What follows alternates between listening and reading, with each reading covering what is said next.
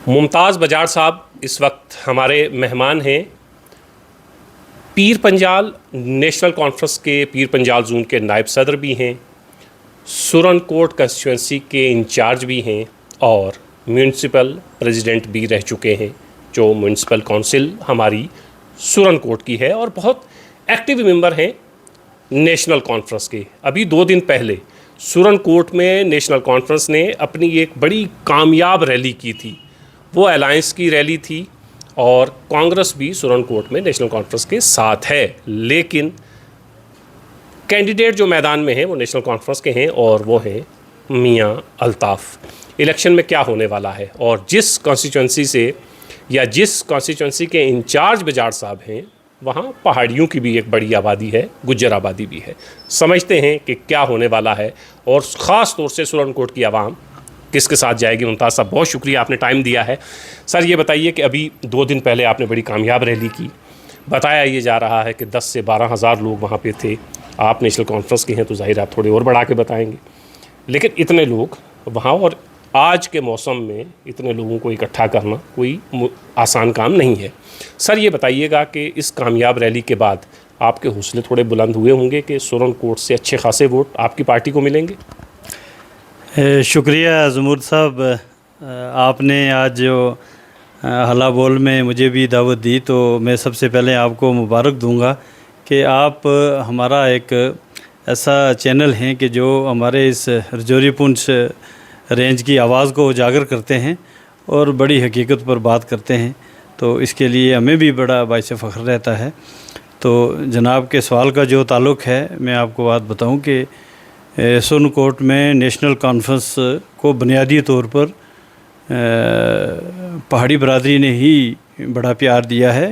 इससे पहले मुश्ताक बहारी साहब थे, उससे पहले हमारे जितने भी कारकुनान थे नेशनल कॉन्फ्रेंस में, वो ज़्यादा एक्टिव जो थे वो पहाड़ी बरादरी से थे, क्योंकि कांग्रेस और नेशनल कॉन्फ्रेंस का हमेशा मुकाबला रहता था। तीसरी यहाँ कोई जमात, सुरनकोट में तीसरी कोई जमात नहीं रहती थी, तो इसलिए ये सवाल ही नहीं पैदा हो सकता कि पहाड़ी लोग नेशनल कॉन्फ्रेंस से जुदा हो जाएं। आज भी वो नेशनल कॉन्फ्रेंस से उतना ही प्यार करते हैं जितना कल करते थे, और उनका ही वोट जो है हमें तादाद में ज़्यादा आएगा।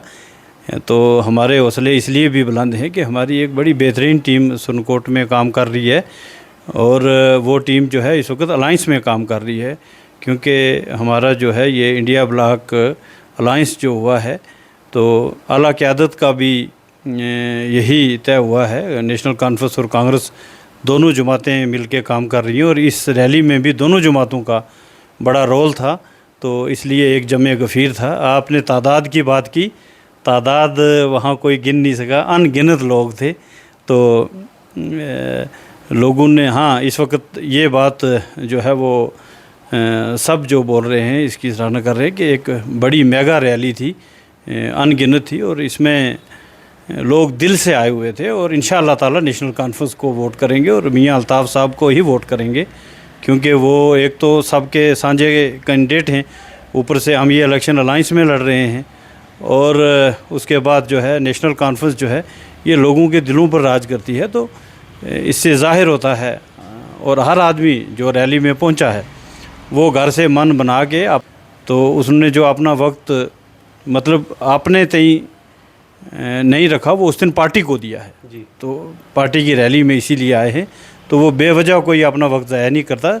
जहाँ पब्लिक का इंटरेस्ट होता है वो वहीं उसी रैली में जाते हैं। बजाज साहब, एक चीज़ ये बताइएगा, आपने अलायंस का जिक्र किया, सुरनकोट में आपको लगता है, चूँकि आप नेशनल कॉन्फ्रेंस के इंचार्ज हैं, सुरनकोट में आपको लगता है कि अलायंस काम कर रहा है? क्योंकि बीच बीच में सुरनकोट से भी ये आवाज़ उठती रहती है कि नेशनल कॉन्फ्रेंस कांग्रेस के ऊपर क्रिटिसाइज़ करती रहती है। मैंने उस रैली में भी सुना कि ये जितनी भी भीड़ है ये सारी नेशनल कॉन्फ्रेंस की भीड़ है। तो अलायंस सुरनकोट में मौजूद है, क्योंकि स्टेज पे तो कांग्रेस के नेता भी थे और आप नेशनल कॉन्फ्रेंस वाले भी थे। कुछ नहीं, वो 1-2 बातें इस तरह की हुई थी किसी रैली में, वो स्लिप ऑफ टंग ही आप कह सकते हैं। बाकी चीज़ें वही हैं जो सामने जो आदमी स्टेज पर आ गया, जिसने स्टेज में, जिसने फील्ड में काम किया, ये दोनों जमातें जो हैं बराबर, और नेशनल कॉन्फ्रेंस और कांग्रेस का आपस में बड़ा मजबूत कोऑर्डिनेशन है इस वक्त। मैं आपको अर्ज़ करूं कि आप जो जम्मू वाली सीट है और उसके बाद जो कठुआ वाली सीट है, आप देखें उसमें उमर साहब ने और फ़ारूक साहब ने दोनों ने जो है वो उसमें रैली और रोड शो में बाज़ाब्ता काम किया है। उसी दिन पुंछ की रैली में रमन भल्ला आए हुए थे और यहाँ पुंछ में रमन भल्ला जी भी आए हुए थे, जहांगीर मीर साहब आए हुए थे, सुरनकोट में चौधरी शाहनवाज साहब थे, उनके वर्कर सारे और यूथ, इसी तरह नेशनल कॉन्फ्रेंस के हमारे जितने सारे साथी थे, चौधरी अकरम साहब वहाँ पर मौजूद थे और जितने सीनियर साथी जो थे वो वहाँ पर मौजूद थे। और इस तरह से जो है लोग जो आए हुए थे, हमारे सुरनकोट के लोगों की एक ख़ासियत है कि वो इस तरह से कभी किसी के साथ जो है धोखाधड़ी वाली बात नहीं करते। उन्होंने जिधर मन बना लिया है, फिर ऐसा नहीं है कि वो वोट नहीं देते। और बुनियादी तौर पर मैं कहूँ कि नेशनल कॉन्फ्रेंस को पहाड़ी बरादरी ने ही जो है आज तक चलाया है और उसके साथ वो दिल से जुड़े हुए हैं, तो ये रिश्ता इतना जल्दी ख़त्म नहीं हो सकता। ठीक है, इसमें कोई शक नहीं है कि सुरनकोट की पहाड़ी बरादरी हमेशा नेशनल कॉन्फ्रेंस के साथ रही है और आप फरमा रहे हैं कि रिश्ता इतनी जल्दी नहीं टूट सकता। थोड़ा सा समीकरण बदला है, वो इसलिए बदला कि पहाड़ियों का नंबर 1 सैयद मुश्ताक बुखारी पार्टी को छोड़कर जाते हैं, जो एमएलए भी रहे, जो मंत्री भी रहे और एक ताकतवर शख्सियत पहाड़ियों के बीच की, वो चले जाते हैं। उसके बाद पहाड़ियों को रिज़र्वेशन मिलती है और वो रिज़र्वेशन भारतीय जनता पार्टी देती है। इस वक्त अपनी पार्टी ने जो अपना कैंडिडेट खड़ा किया है, भारतीय जनता पार्टी उसकी हिमायत कर रही है। 2 बातों का जवाब दे दीजिएगा सर, सैयद मुश्ताक बुखारी का जाना आपको कितना नुकसान, पहाड़ियों को रिज़र्वेशन मिलना और बीजेपी का अपनी पार्टी की सपोर्ट करना आपको कितना नुकसान है उससे? मैं आपको अर्ज़ ये करूं कि बुखारी साहब की बहुत सारी स्पीचेस जो हैं वो ऑन रिकॉर्ड हैं। वो एक बड़े कद्दावर नेता हैं और उसके बाद एक बड़ी पार्टी नेशनल कॉन्फ्रेंस से ताल्लुक़ रखते थे। उनके जाने के बाद मैं आपको ये बात बताऊं कि नेशनल कॉन्फ्रेंस एक कार्डर बेस्ड पार्टी है और ये नहीं कि कोई बड़े नेता ही जो है वो किसी एक पार्टी को चला सकते हैं या लीड कर सकते हैं। कार्डर से मुराद मेरा ये है कि उन्होंने तंजीम को बनाया था और वो तंजीम अपनी जगह पर मौजूद है। और बुखारी साहब जब यहाँ हमारे वज़ीर रहे हैं, उसके बाद वीसी रहे हैं पहाड़ी बोर्ड के, और ये बोर्ड जो है ये नेशनल कॉन्फ्रेंस ने कायम किया था। उसके बाद बहुत सारे हॉस्टल्स जो हैं नेशनल कॉन्फ्रेंस ने पहाड़ी बच्चों के लिए बनाए हैं और बहुत ज़्यादा स्कॉलरशिप भी उसी दौर में जो है मिला है। तो 4% जो बेसिक जो बुनियाद है वो नेशनल कॉन्फ्रेंस ने ही रखी है रिज़र्वेशन की। और उसके बाद जो है बुखारी साहब जब नेशनल कॉन्फ्रेंस में थे तो प्लेटफार्म कौन सा था? प्लेटफार्म नेशनल कॉन्फ्रेंस का ही था, जहाँ से पहाड़ी की आवाज़ बुलंद होती थी, जिसमें मिर्ज़ा रशीद साहब थे, वो थे, बुखारी साहब थे। और उसके बाद हम बात करें तो पुछ में जनाब मरहूम मोहम्मद दीन बांडे साहब थे, जहांगीर मीर साहब थे, रफ़ीक खान साहब थे और बहुत सारे सीनियर लीडर जो थे। तो ये पहाड़ी की बात जब रखते थे तो फ़ारूक साहब और उमर साहब का इसमें 4% जो बुनियादी तौर पर दी थी वो नेशनल कॉन्फ्रेंस ने ही दी थी और नेशनल कॉन्फ्रेंस के ही प्लेटफार्म से जो है उन्होंने इस मुद्दे को उजागर किया है। और नेशनल कॉन्फ्रेंस साथ में ही होती है। अगर ऐसा होता तो आला क़यादत किसी बात से अगर मना करती है तो वहाँ मुश्किल होता है चीज़ें। तो ज़ाहिर होता है कि फ़ारूक साहब और उमर साहब हम इस पहाड़ी काज में उन्होंने इनको समझा है और बाज़ाब्ता तौर पर जो है बोर्ड कायम किए हैं, किसान बोर्ड कायम किया है, पहाड़ी बोर्ड कायम किया है। वहाँ पर मुश्ताक साहब वीसी रहे हैं, वहाँ रहकर खिदमत हुई है, तो ये नेशनल कॉन्फ्रेंस को ही क्रेडिट जाता है। तो उसके अलावा मैं बात ये करूँ कि बुखारी साहब ने जिस तंजीम को जोड़ा था वो तंजीम इस वक्त तक नेशनल कॉन्फ्रेंस के साथ है, कोई बखराव नहीं हुआ। 1-2 साथी हमारे जो स्लिप हुए वो भी दिली तौर से नहीं है। इंशाअल्लाह ताला जमात हमारी जो है उसमें मज़ीद इजाफ़ा हुआ है, कहीं पर हमें नुकसान नहीं हुआ है। मतलब सैयद मुश्ताक बुखारी के जाने से भी नुकसान नहीं और पहाड़ियों को जो बीजेपी ने रिजर्वेशन दी है उससे भी आपको नुकसान, मतलब आपको लगता है पहाड़ियों का बड़ा तबका आपको वोट करेगा आज भी? देखिए, मैं पहले ही कह चुका हूँ कि नुकसान की बात यह है कि मैं ये कहूँ कि घर में से अगर कोई चीज़ एक टेबल से एक पेन भी इधर उधर हो जाए तो वो कमी भी पूरी जो नहीं होती है, वो खला पूरी नहीं होती है। तो ऐसी बात नहीं है। लेकिन दूसरी तरफ से मैं अगर बात कहूँ कि पार्टियां चलती हैं आवाम से, वोटों से, वर्कर से, तो हमारे बड़े ज़िंदा दिल वर्कर हैं। वोटर हमारा जो है वो नेशनल कॉन्फ्रेंस से, मैंने पहले ही कहा कि दिली तौर पर नेशनल कॉन्फ्रेंस को प्यार करते हैं और नेशनल कॉन्फ्रेंस भी जो है लोगों के दिलों पर राज करती है। और बुनियादी तौर पर इसका जो मैं आपको सीधा जवाब दूं वो यही दूं कि नेशनल कॉन्फ्रेंस को पहाड़ी बरादरी ने अपना खून देकर सींचा है और इस लाल रंग के इस झंडे में पहाड़ी बरादरी का खून पसीना शामिल है। वो कैसे इससे जुदा हो सकती है? अच्छा, एक चीज़ ये बताइएगा बजाज साहब के पहाड़ियों का जिक्र हो गया, लेकिन अगर आप ज़रा तारीख पे नज़र डालेंगे, राजौरी पुंछ का इलेक्शन ना आमतौर पर गुजर पहाड़ी ना चाहते हुए भी हो जाता है आखिर तक। लेकिन इस बार जो आपने उम्मीदवार मैदान में उतारा है नेशनल कॉन्फ्रेंस में, वो मियाँ अल्ताफ़ साहब हैं। उनकी शख्सियत और उनका दरबार, वहाँ कोई मज़हब की कैद नहीं, कोई बरादरी की कैद नहीं है, सब उनसे जुड़े हुए हैं। लेकिन दरबार से जुड़ना और फिर इलेक्शन में वोट करना, ये दो अलग चीज़ें हैं। क्या मियाँ अल्ताफ़ साहब की शख्सियत, वो जो गुज्जर पहाड़ी में तकसीम हो जाता है हमारा राजौरी पुंछ का इलेक्शन, उसको रोक पाएगी? क्योंकि अभी 5 दिन बाकी हैं। मैं आपसे अर्ज़ करूं कि इलेक्शन 7 तारीख को होना था। 7 तारीख के बाद जो है वो 25 तारीख पर चला गया। मैं पहले भी एक बार जो है बहुत सारे इंटरव्यूज़ में मैं ये कह चुका हूँ कि मियाँ अल्ताफ़ साहब की जो शख्सियत है वो एक साफ़ और पाक दामन हमारा कैंडिडेट है। पार्टी का हम पर एहसान है कि इतना अच्छा कैंडिडेट उन्होंने दिया है। मियाँ अल्ताफ़ साहब ने आपने इस इलेक्शन की कैंपेन में नेशनल कॉन्फ्रेंस के साथ वोट ही नहीं जोड़ा, बल्कि जो बिखराव था उसको भी कंट्रोल किया है। और उनके आने से हमें ये फ़ायदा हुआ है कि हमारे जो आपसी ताल्लुकात थे वो भी कायम हो गए हैं। गुज्जर, पहाड़ी और इसके अलावा बाकी दूसरे जितने तबके भी थे, ख़ासकर इस वक्त 2 ही तबकों का जो जिक्र चल रहा है, तो दोनों उनसे प्यार करते हैं, दोनों दरबार से भी जुड़े हुए हैं और सियासी तौर पर भी जुड़े हुए हैं। और वहाँ से सियासी दर्स तो निकला ही निकला है, दीन का भी दर्स वहाँ से हुआ है। तो इतने अच्छे कैंडिडेट की कौन मुखालफत कर सकता है या कौन मुखालफत करना चाहेगा कि जहाँ उन्होंने सिर्फ प्यार दिया है। आप दरबार पे जब कभी उर्स हो जाता है वहाँ पर, या इसके अलावा मियाँ साहब यहाँ दौरा करते हैं, लोग तो उनके हाथ चूमते हैं। उसमें पहाड़ी भी होते हैं, उसमें गुजर भी होते हैं, उसमें दूसरे कबीलों तबकों के लोग भी होते हैं। तो वो उनको अपना रहनुमा मानते हैं, अपना पीर मानते हैं।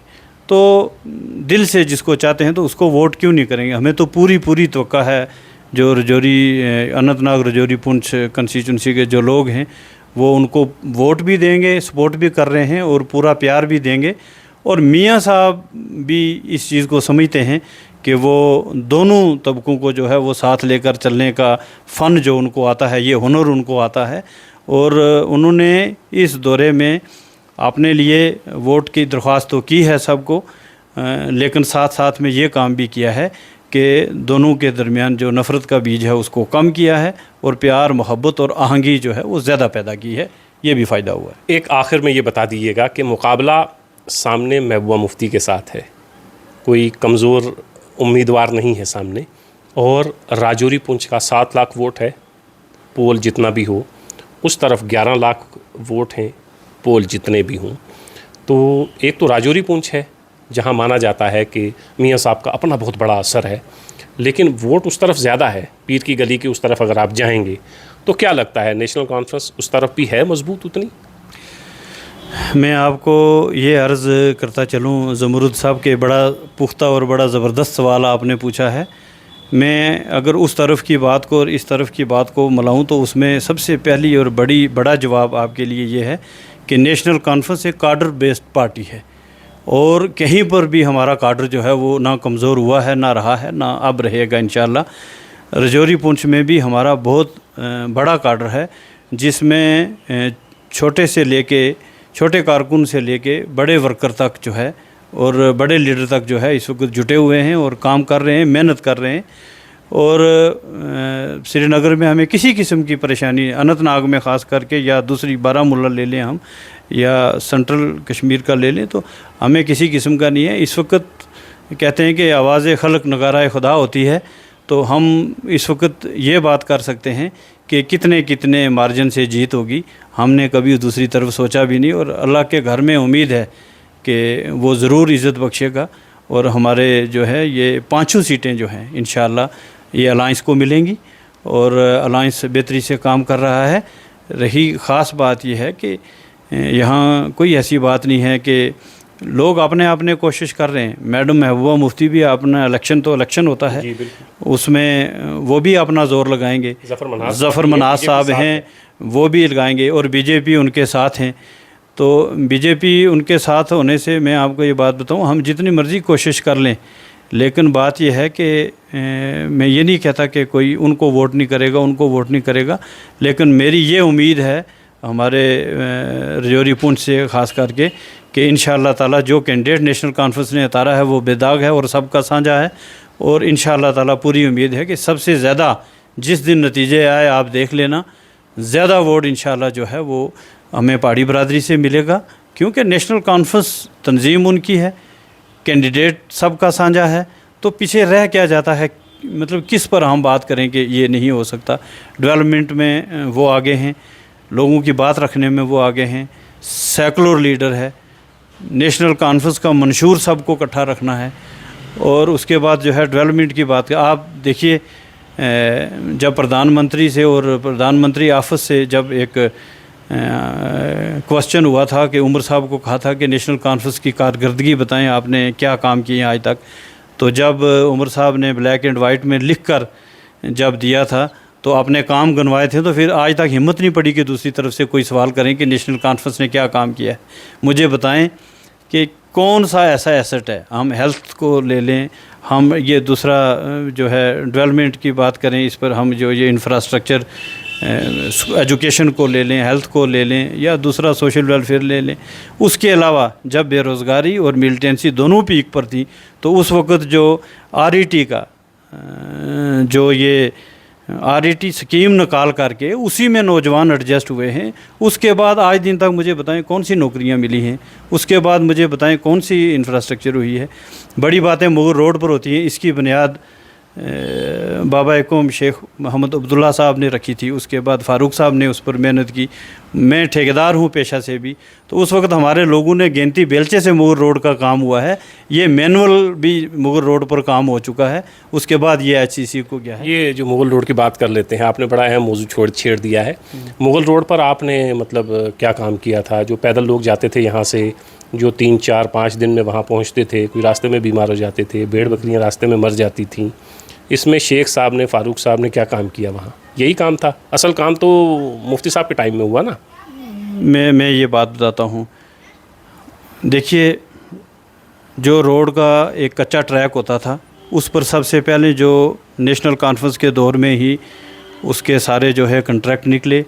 बहुत सारे हमारे स्याला से ख़ास करके हमारे जो लोग हैं वो कॉन्ट्रैक्टर रहे हैं इसमें, और उनको कॉन्ट्रैक्ट मिले हैं। और उस वक्त मैनुअल काम होता था, तो ये बेसिक जो ट्रैक है उस वक्त सीधा हुआ।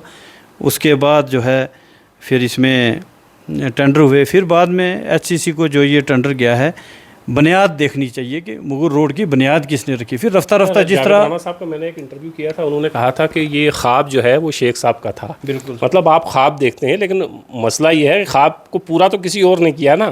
ख्वाब तो हम ये भी देख रहे हैं कि टनल हो जाए, अब देखते हैं मोदी जी करते हैं या उमर साहब करते हैं या महबूबा करती हैं। मैं बताऊं आपको कि मुगल रोड अभी मुकम्मल होने जा रही है ना, जब मुकम्मल हो जाएगी तो देख लेना कि इसके ऊपर भी जो है वो बैरिकेड लग जाएंगे, प्लाज़ा लग जाएंगे, हम लोग ही पे करेंगे जिस तरह दूसरी जगहों पर कर रहे हैं।